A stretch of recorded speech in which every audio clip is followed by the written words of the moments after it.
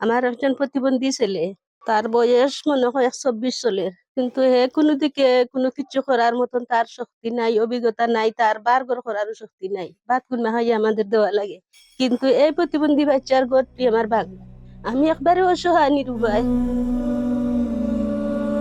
এত কষ্টের পরও মানুষ বেঁচে থাকে, এমন জীবন সংগ্রামের গল্প সিলেটের বিশ্বনাথের আমতৈল গ্রামের শত শত পরিবারের। এক প্রতিবন্ধী সন্তানের মা সমাজের কাছে নিজের মুখ লুকোচ্ছেন। লজ্জা আর অপমানের বাঁধ ভেঙে হাত পেতেছেন একটি ঘরের জন্য। এমন আকুতি বড়ই করুণ, বড়ই অসহায়ত্বের। আমি বাচ্চা লিয়া অনেক কষ্ট দিন কাটাইতেছি, রাত্রে কাটাইতেছি। মানুষের ঘর ওই রকম ভাড়ার, গরু ঘর যার আছে, ছাগলের ঘর যার আছে, এরকম ঘর খান নাই। আপনারা চেষ্টা করি দেখো চাইয়া আমি কোন অবস্থায় আছি, কোন ঘর আছি।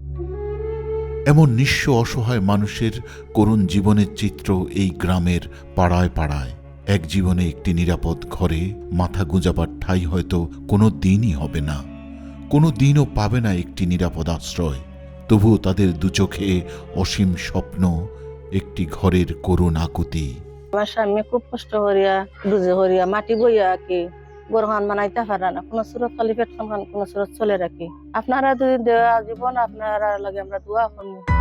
রেস্কিউ এইড ট্রাস্ট এই গ্রামে প্রতিবন্ধী জীবন নিয়ে ধুঁকে ধুঁকে বেঁচে থাকা অনেক পরিবারকে ঘর বানিয়ে দিয়েছে আপনাদের সাহায্যের বিনিময়ে।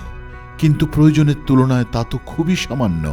7-8টা মানুষ একজন পরিবারের মাঝে চলবার কোনো ছাড়া নাই। দয়া করে একটা গড় ভাঙ্গা, আমরা আপনাদের অনুরোধ করি এই গড়টা দিলে আপনি লেখি পাইবা। দয়া করে আমার অনুরোধ রইল। এই পৃথিবীতে কারো ঘর আছে, থাকার মানুষ নাই, আবার কারো থাকার মতো একটি ঘর নাই। কোনো মহানুভব মানুষের ছোট একটি দান একটি গরিব পরিবারের অনেক বড় আশ্রয়।